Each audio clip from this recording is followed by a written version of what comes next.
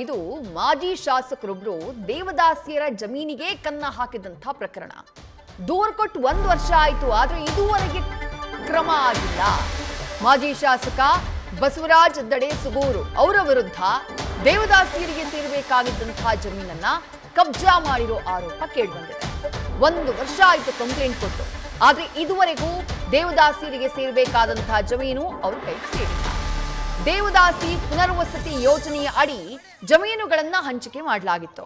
ಆದ್ರೆ ಆ ಜಮೀನನ್ನ ತಮ್ಮ ಮಕ್ಕಳು, ತಮ್ಮ ಹಿಂಬಾಲಕರ ಹೆಸರಿಗೆ ಮಾಜಿ ಶಾಸಕ ಬಸವರಾಜ್ ದಡೇಸುಗೂರು ಮಾಡಿಬಿಟ್ಟಿದ್ದಾರೆ ಅನ್ನುವಂಥ ಆರೋಪ ಇದೆ. ಇದಕ್ಕೆ ಸಂಬಂಧಪಟ್ಟ ಹಾಗೆ ಮೇಲಾಧಿಕಾರಿಗಳಿಂದ ತನಿಖೆಗೆ ಆದೇಶ ಕೂಡ ಆಗಿದೆ. ಆದ್ರೆ ತನಿಖೆಯ ಸಂದರ್ಭದಲ್ಲಿ ಸುಳ್ಳು ಮಾಹಿತಿಯನ್ನ ಕೊಡಲಾಗಿದೆ ಅನ್ನುವಂಥ ಆರೋಪ ಕೇಳಿಬರ್ತಾ ಇದೆ. ದೇವದಾಸಿ ಭೂಮಿ ಕಬ್ಜಾ ಪ್ರಕರಣಕ್ಕೆ ಸಂಬಂಧಪಟ್ಟ ಹಾಗೆ ಅಧಿಕಾರಿಗಳೇ ದಾರಿ ತಪ್ಪಿಸುವಂತಹ ಕೆಲಸ ಮಾಡ್ತಿದ್ದಾರೆ ಅನ್ನೋದು ಕೇಳಿಬರ್ತಾ ಇರುವ ಆರೋಪ. ಖುದ್ದು ಸಿಎಂ ಅವರೇ ಜಿಲ್ಲಾಧಿಕಾರಿಗೆ ಕ್ರಮ ಕೈಗೊಳ್ಳೋಕೆ ಸೂಚನೆಯನ್ನ ನೀಡಿದ್ದಾರೆ. ಆದ್ರೆ ಮುಖ್ಯಮಂತ್ರಿ ಸೂಚನೆಗೂ ಕವಡೆ ಕಾಸಿನ ಕಿಮ್ಮತ್ತಿಲ್ವಾ ಹಾಗಾದ್ರೆ ಅನ್ನೋದು ಪ್ರಶ್ನೆ. ಕೂಡಲೇ ಸರಿಯಾದ ರೀತಿ ತನಿಖೆ ನಡೆಸುವಂತೆ ಸಂತ್ರಸ್ತರು ಆಗ್ರಹ ಮಾಡ್ತಿದ್ದಾರೆ.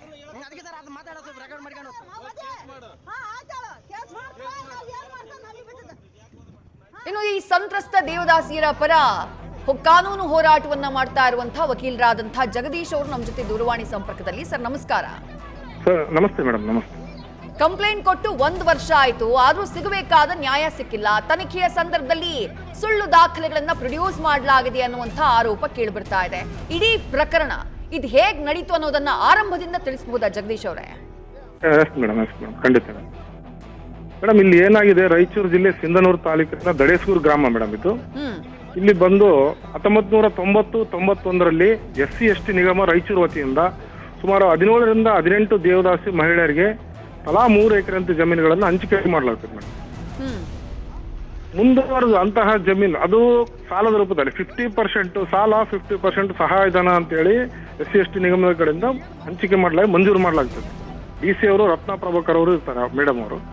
ಆ ಸಂದರ್ಭದಲ್ಲಿ ಹಂಚಿಕೆ ಮಾಡಲಾಗಿದ್ದು ಅಂತಹ ಜಮೀನುಗಳನ್ನು, ಆ ದೇವದಾಸಿ ಮಹಿಳೆಯರಿಗೆ ಸರ್ಕಾರ ಕೊಟ್ಟಂತ ಜಮೀನುಗಳನ್ನು ಮಾಜಿ ಶಾಸಕ ಬಸವರಾಜ್ ದಡೇಸೂರು ಅವರು ದೌರ್ಜನ್ಯವೆಸಗಿ ಅವರಿಗೆ ನಾನು ಹೊಲಕ್ಕೆ ನೀರು ಕೊಡ್ತೀನಿ, ಇಲ್ಲ ನಿಮಗೆ ಬೇರೆ ಯೋಜನೆಗಳಲ್ಲಿ ಇದು ಏನೋ ಒಂದು ಯೋಜನೆ ಬಂದಿದೆ, ಬರ್ರಿ ಇಲ್ಲಿ ಸಿಂಧನೂರಿಗೆ ಬಂದು ನೀವು ಒಂದು ಸೈನ್ ಮಾಡಿದ್ರೆ ನಿಮಗೆ ಇದು ಅನುಷ್ಠಾನ ಆಗುತ್ತೆ ಅಂತೇಳಿ ಅವರು ಅನಕ್ಷರಸ್ಥ ಪರಿಶಿಷ್ಟ ಜಾತಿ ದೇವದಾಸಿ ಮಹಿಳೆಯರನ್ನು ಕರೆದುಕೊಂಡು ಬಂದು ಅವರಿಂದ ಸೈನ್ ತಗೊಂತಾರೆ ಖರೀದಿ ಪತ್ರಕ್ಕೆ. ಅವ್ರಿಗೆ ಅದು ಖರೀದಿ ಪತ್ರ ಅಂತ ಕೂಡ ಅವ್ರ ಗಮನಕ್ಕೆ ಇರಲಿಲ್ಲ. ಹಾಗಾಗಿ ಅವ್ರ ಮಕ್ಕಳು ಬೆಳೆದ ನಂತರ ಅದನ್ನು ಗಮನಿಸಿದ ಮೇಲೆ ಗೊತ್ತಾಗುತ್ತೆ. ಅದ್ರ ಬಗ್ಗೆ ಕೇಳಿದಾಗ ನಿಮ್ದು ಜಮೀನಲ್ಲಿ ಏನಿಲ್ಲ, ನಾನು ತಗೊಂಡ್ಬಿಟ್ಟಿದ್ದೀನಿ ಹಂಗೆ ಹಿಂಗೆ ಅಂತ ಹೇಳಿ ನೀರು ಒದಗಿಸುವ ಒಂದು ನೆಪವನ್ನು ಕೂಡ ಸುಮಾರು ಸರಿ ಅವ್ರು ಹೇಳಿದ್ದಾರೆ. ನೀರು ಒದಗಿಸೋದಾದ್ರೆ ಸುಮಾರು ಅವರು ಕರ್ನಾಟಕ ನೀರಾವರಿ ನಿಗಮ ಒಡರಟ್ಟಿ ಕಡೆಯಿಂದ ಸುಮಾರು 14-15 ಕೋಟಿ ಅನುದಾನ ಬಳಕೆ ಮಾಡಿದ್ದಾರೆ ಈ ಲಿಫ್ಟ್ ಇರಿಗೇಷನ್ಗೆ. ಹಾಗಾಗಿ ಸರ್ಕಾರ ಅನುದಾನನೂ ಬಳಕೆ ಮಾಡ್ತಾರೆ. ಈ ಕಡೆ ಅವರಿಗೆ ಏನೋ ಒಂದು ಸುಳ್ಳು ಹೇಳ್ತಾರೆ. ಸುಮಾರು ಆತರ ಸುಮಾರು 17-18 ಜನರಿಗೆ, ಮಹಿಳೆಯರಿಗೆ ಅನ್ಯಾಯ ಆಗಿರತಕ್ಕಂಥದ್ದು ನಮ್ಮ ಗಮನಕ್ಕೆ ಬಂದಾಗ, ಹಾಗಾಗಿ ನಾವು ಮಾನ್ಯ ತಹಸೀಲ್ದಾರ್ ಅವರಿಗೆ ಮನವಿ ಕೊಡ್ತೀವಿ, ಇಲ್ಲಿ DC ಅವ್ರಿಗೆ ಕೊಡ್ತೀವಿ, AC ಅವ್ರಿಗೆ ಹೇಳ್ತೀವಿ, ಎಲ್ಲ ಮುಂದುವರೆದು ಕಟ್ಟ ಕಡೆ ಕೊನೆಯವರೆಗೆ ನಾವು ಮಾನ್ಯ ಮುಖ್ಯಮಂತ್ರಿಗಳನ್ನು ಕೂಡ ಭೇಟಿಯಾಗಿ ಮನವಿಯನ್ನು ಸಲ್ಲಿಸ್ತೀವಿ. ಅಗತ್ಯವಾಗಿ ಕ್ರಮ ಆಗಬೇಕು, ಅವ್ರ ಜಮೀನುಗಳು ಅವ್ರಿಗೆ ಸಿಗಬೇಕು ಅಂತೇಳಿ ನಾವು ಮನವಿ ಮಾಡಿದಾಗ್ಯೂ ಕೂಡ ಮಾನ್ಯ ಸಿದ್ದರಾಮಯ್ಯ ಸಾಹೇಬರು ಕೂಡ ನೇರವಾಗಿ ಜಿಲ್ಲಾಧಿಕಾರಿ ಅವ್ರನ್ನ ಮಾತಾಡಿ ಅವರಿಗೆ ಅಗತ್ಯವಾಗಿ ನ್ಯಾಯ ಕೊಡಿಸಿ ಅದು ಒಂದು ವರದಿ, ಸರಿಯಾದ ಸಮರ್ಪಕವಾದ ಒಂದು ವರದಿ ಕಳಿಸ್ಕೊಡಿ ಅಂತ ಹೇಳಿದ್ರು ಕೂಡ ಇಲ್ಲಿ ಅಧಿಕಾರಿಗಳು ಸಂಪೂರ್ಣವಾಗಿ ನಿಷ್ಕಾಳಜಿ ಮಾಡಿದ್ದಾರೆ ಮೇಡಮ್. ಈ ತರ ನಡೀತಾ ಇದೆ. ಹಾಗಾಗಿ ನಾವು ಮಾನ್ಯ ಮುಖ್ಯಮಂತ್ರಿಗಳಲ್ಲಿ ಮನವಿ ಮಾಡ್ತೀವಿ, ಅವರಿಗೆ ನೊಂದಂತ ದೇವದಾಸಿ ಮಹಿಳೆಯರಿಗೆ ನ್ಯಾಯವನ್ನು ಕೊಡಿಸಿ ಅಂತೇಳಿ ನಾವು ಮನವಿ ಮಾಡ್ತೀವಿ. ಓಕೆ, ಈ ಬಗ್ಗೆ ತನಿಖೆಗೆ ಆದೇಶ ಆಗುತ್ತೆ. ಬಟ್ ತನಿಖೆಯ ಸಂದರ್ಭದಲ್ಲಿ ಅಧಿಕಾರಿಗಳು ಕೂಡ ಎಡವಟ್ಟು ಮಾಡಿದ್ದಾರೆ, ತಪ್ಪು ದಾಖಲೆ ಕೊಟ್ಟಿದ್ದಾರೆ ಅನ್ನುವಂತ ಆರೋಪವನ್ನ ಮಾಡಲಾಗ್ತಾ ಇದೆ. ಏನಾಯ್ತು ತನಿಖೆಯ ಸಂದರ್ಭದಲ್ಲಿ? ಈಗ ಸಿಂಧನೂರಿನ ತಹಸೀಲ್ದಾರ್ ಅರುಣ್ ಎಚ್ ದೇಸಾಯಿ ಅಂತೇಳಿ ಮಾನ್ಯ ತಹಸೀಲ್ದಾರ್ ಇದ್ದಾರೆ ಇಲ್ಲಿ ಸಿಂಧನೂರಲ್ಲಿ. ಅವರು ಯಾವುದೇ ರೀತಿಯಲ್ಲಿ ದೇವದಾಸಿ ಮಹಿಳೆಯರನ್ನ ಸಂಪರ್ಕ ಮಾಡದೆ, ಅವ್ರನ್ನ ವಿಚಾರ ಮಾಡದೆ, ಅವ್ರದ್ದು ಯಾವುದೇ ಸ್ಟೇಟ್ಮೆಂಟ್ ತೆಗೆದುಕೊಳ್ಳದೆ ನೇರವಾಗಿ ತಮಗೆ ಏನ್ ದಾಖಲಾತಿಗಳು ಅಂತ್ಯಕಂತ್ಯ ಅಂತ ಆಳಕ್ಕಿಳಿದು 1990-91ರಿಂದ ಕೂಡ ಅವ್ರ ಆಳಕ್ಕೆ ಇಳಿದೇನೆ ಮೇಲ್ನೋಟಕ್ಕೆ ಅವರು ಕೆಲವು ದಾಖಲೆಗಳನ್ನ ಮಾನ್ಯ ಜಿಲ್ಲಾಧಿಕಾರಿಗಳಿಗೆ ಕಳಿಸ್ಕೊಡ್ತಾರೆ. ಅದೇ ವರದಿಯನ್ನ ಯಥಾವತ್ತಾಗಿ ಕಂದಾಯ ಆಯುಕ್ತರಿಗೆ ಕಳಿಸ್ತಾರೆ. ಹಾಗಾಗಿ ಇವ್ರು ಕಳಿಸಿದಂತ ವರದಿ ಬಹಳ ತಪ್ಪಾಗಿದೆ, ಅಸಮರ್ಪಕವಾಗಿದೆ ಅಂತೇಳಿ ನಾವು ಮಾನ್ಯ ಮುಖ್ಯಮಂತ್ರಿಗಳ ಗಮನಕ್ಕೆ ತಂದಾಗ ಮರು ತನಿಖೆ ಮಾಡಲಿ ಅಂತ ಹೇಳಿ CM ಸಾಹೇಬರು ಆದೇಶ ಮಾಡಿದ್ರು ಕೂಡ ಇವತ್ತಿನವರೆಗೂ CM ಸಾಹೇಬರ ಒಂದು ಉಲ್ಲೇಖಗಳು ಕೂಡ ಎಲ್ಲಿ ಇಲ್ಲ. ಅವ್ರದ್ದು ಯಾವುದೇ ಕೂಡ ಎಲ್ಲಿ ಹೆಸರು ಕೇಳಿ ಬಂದಿಲ್ಲ. ಆ ರೀತಿಯಲ್ಲಿ ಇವರು ಅದನ್ನ ಅಲ್ಲೇ ಮುಚ್ಚಾಕ್ತಾ ಇದ್ದಾರೆ ಮೇಡಮ್. ಮುಖ್ಯಮಂತ್ರಿಗಳು ಆದೇಶ ಮಾಡ್ತಾರೆ, ಮರು ತನಿಖೆ ಆಗ್ಬೇಕು ಅನ್ನುವಂತ ಸೂಚನೆ ಕೊಡ್ತಾರೆ. ಬಟ್ ಯಾಕೆ ತನಿಖೆ ಇನ್ನೂ ಆರಂಭ ಆಗಿಲ್ಲ ಅಂತ ಅನ್ಸುತ್ತೆ ನಿಮ್ಗೆ? ಇಲ್ಲಿ ಏನಿಲ್ಲ ಮೇಡಮ್, ಇಲ್ಲಿ ಮೇಲ್ನೋಟಕ್ಕೆ ಇವು ಅಧಿಕಾರಿಗಳ ಈ ಒಂದು ಪ್ರಕರಣದಲ್ಲಿ ಶಾಮಿಲಿದೆ ಮತ್ತು ಅವರು ಈ ದೇವದಾಸಿ ಮಹಿಳೆಯರ ಬಗ್ಗೆ ಅವರು ಯಾವುದೇ ಕಾಳಜಿ ಮಾಜಿ ಶಾಸಕರ ಜೊತೆಗೆ ಅಧಿಕಾರಿಗಳು ಕೈ ಜೋಡಿಸಿದ್ದಾರೆ ಅನ್ನೋದು ನಿಮ್ಮ ಆರೋಪನಾ? ಖಂಡಿತ ಮಾಜಿ ಶಾಸಕರೊಂದಿಗೆ ಇವರು ಅರುಣ್ ಎಚ್ ದೇಸಾಯಿ ತಹಸೀಲ್ದಾರ್ ಅವರು ಬಹಳ ಮಿಂಗಲ್ ಆಗಿದ್ದಾರೆ ಅಂತ ನಮಗೆ ಮೇಲ್ನೋಟಕ್ಕೆ ಅನ್ಸುತ್ತೆ. ಹಾಗಾಗಿ ಮೇಡಮ್ ಇವರು ಯಾವುದೇ ರೀತಿಯಲ್ಲಿ ಇವತ್ತಿಗೆ ಕೂಡ ಯಾವ ಒಬ್ಬ ದೇವದಾಸಿ ಮಹಿಳೆಯರನ್ನ ಅವ್ರ ಮಕ್ಕಳನ್ನ ಅವ್ರು ಏನೆಲ್ಲ ದೌರ್ಜನ್ಯ ನಡೆದ್ರು ತಹಸೀಲ್ದಾರ್ ಅವರು ಒಂದು ಖುದ್ದಾಗಿ ಒಂದು ದಿನ ಅವ್ರ ಜೊತೆ ಮಾತಾಡಿಲ್ಲ, ಸಂಪರ್ಕ ಮಾಡಿಲ್ಲ ಅವರು. ಈಗ ನೀವು 12 ದೇವದಾಸಿಯರ ಪರವಾಗಿ ನೀವು ಅವ್ರ ಕುಟುಂಬದ ಪರವಾಗಿ ಹೋರಾಟವನ್ನು ಮಾಡ್ತಾ ಇದ್ದೀರಿ. 17 ಜನ ಇದ್ದಾರೆ ಮೇಡಮ್. 17 ಜನ ಇದ್ದಾರೆ. ಹೌದು ಮೇಡಮ್. ಈ ಜಮೀನು ಅವರಿಗೆ ನ್ಯಾಯಯುತವಾಗಿ ಸರ್ಕಾರದಿಂದ ಸಿಗ್ಬೇಕಾಗಿದ್ದಂತಹ ಜಮೀನು, ಅದು ಸಿಗದೆ ಇರೋದಕ್ಕೆ ಅವ್ರಿಗೆ ಎಷ್ಟು ಕಷ್ಟ ಆಗ್ತಾ ಇದೆ, ಅವ್ರ ಬದುಕು ಹೆಂಗಿದೆ ಅನ್ನೋದನ್ನ ವಿವರಿಸಬಹುದಾ ಜಗದೀಶ್ ಅವರೇ? ಅವ್ರ ಬದುಕು ಬಹಳ ದುಸ್ತರವಾಗಿದೆ ಮೇಡಮ್. ಅವ್ರಿಗೆ ಅವರು ಬೇರೆ ಅಲ್ಲಿ ಇಲ್ಲಿ ಕೂಲಿ ನಾಳಿ ಮಾಡ್ಕೊಂಡು ತಿಂತಾ ಇದ್ದಾರೆ. ಅವ್ರ ಮಕ್ಕಳು ಕೂಡ ಗಾರೆ ಕೆಲಸಕ್ಕೆ ಹೋಗ್ತಾ ಇದ್ದಾರೆ. ಹೀಗಾಗಿ ಬಹಳ ಕಷ್ಟ ಇದೆ ಅವರು. ಹಾಗಾಗಿ ಅವರು ಬೇರೆ ಬೇರೆ ಮಾಧ್ಯಮಗಳಲ್ಲಿ ಕೂಡ ಮನವಿ ಮಾಡಿಕೊಂಡಿದ್ದಾರೆ, ನ್ಯಾಯ ಕೇಳಿಕೊಂಡಿದ್ದಾರೆ. ಬಟ್ ಅಧಿಕಾರಿಗಳ ಒಂದು ನಿಷ್ಕಾಳಜಿ ಅಸಡ್ಡೆಯಿಂದ ಅವರಿಗೆ ಯಾವುದೇ ರೀತಿ ನ್ಯಾಯ ಸಿಗ್ತಾ ಇಲ್ಲ. ನಮ್ಮನ್ನು ಸಂಪರ್ಕ ಮಾಡಿದ ಕೂಡ ನಾವು ಕೂಡ ಅವ್ರಿಗೆ ನಿರಂತರವಾಗಿ ಬೇರೆ ಬೇರೆ ಅಧಿಕಾರಿಗಳ ಸಂಪರ್ಕ ಮಾಡಿ ಕೇಳಿದಾಗ ಕೂಡ ನಾವು ಭೇಟಿಯಾದಾಗ ಮಾತನಾಡಿದಾಗ ಮಾತ್ರ ಅವರು ಭರವಸೆ ಕೊಡ್ತಾರೆ. ಮತ್ತೆ ಯಥಾವತ್ತಾಗಿ ಎಲ್ಲಾ ದಾಖಲಾತಿಗಳನ್ನು ಯಾವುದೇ ಮೇಲಿಂದ ಆದೇಶಗಳು ಬಂದರೂ ಕೂಡ ಅಲ್ಲೇ ಅದನ್ನು ಮುಚ್ಚಾಕುವಂತ ವ್ಯವಸ್ಥೆ ಇಲ್ಲಿ ನಡೀತಾ ಇದೆ ಮೇಡಮ್.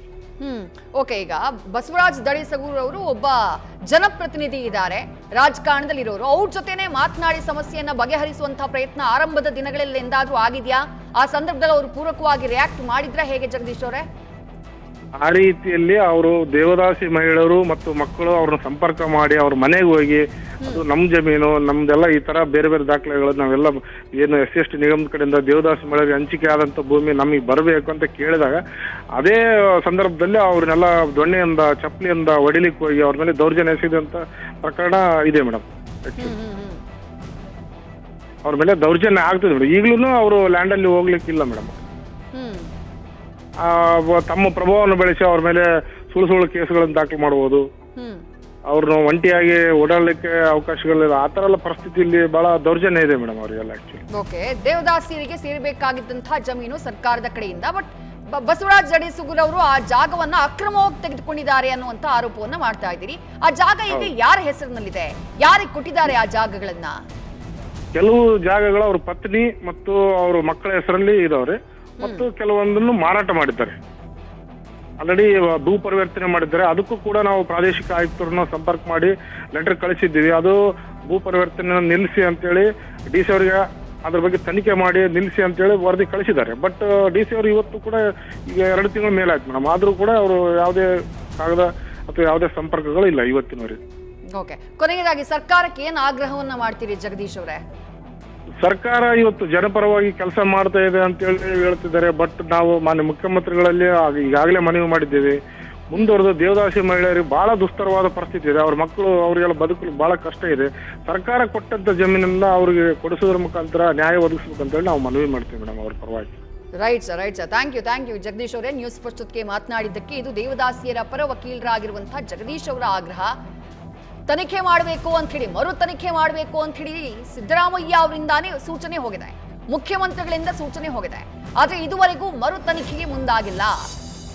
1990ರ ದಶಕದಲ್ಲಿ ಅಕ್ರಮವಾಗಿ ಈ ಮನೆಗಳನ್ನ ದೇವದಾಸಿಯರಿಗೆ ಹಂಚಿಕೆಯಾಗಿದ್ದಂತಹ ಜಾಗ, ನಿವೇಶನ, ಆ ಜಾಗವನ್ನ ತಮ್ಮ ಸುಪರ್ದಿಗೆ ತೆಗೆದುಕೊಳ್ಳುವಂತಹ ಕೆಲಸವನ್ನ ಈಗ ಮಾಜಿ ಶಾಸಕರಾಗಿರುವಂತಹ ಬಸವರಾಜ್ ದಡಿಸಗೂರ್ ಅವರು ಮಾಡಿದ್ರು. ಆಗ ಏನೇನೋ ಆಮಿಷಗಳನ್ನ ಒಡ್ಡಿದ್ರು, ಜನರಿಗೆ ಗೊತ್ತಿರಲಿಲ್ಲ, ಅವರು ಅನಕ್ಷರಸ್ಥರಿದ್ರು, ಹಾಗಾಗಿ ಅವರ ಸುಪರ್ದಿ ಕೊಟ್ರು. ಈಗ ಆ ಜಾಗ ತಮ್ಮದು ಅನ್ನೋದು ಆ ದೇವದಾಸಿಯರ ಮಕ್ಕಳಿಗೆ ಗೊತ್ತಾಗಿದೆ. ಅದನ್ನ ಕೇಳೋದಕ್ಕೆ ಹೋಗದಂತಹ ಟೈಮ್ನಲ್ಲಿ ದರ್ಪವನ್ನ ಮೆರೀತಿದ್ದಾರೆ, ದೌರ್ಜನ್ಯವನ್ನ ಮಾಡ್ತಿದ್ದಾರೆ ಅನ್ನೋದು ಅವ್ರು ಮಾಡ್ತಾ ಇರುವಂತಹ ಆರೋಪ.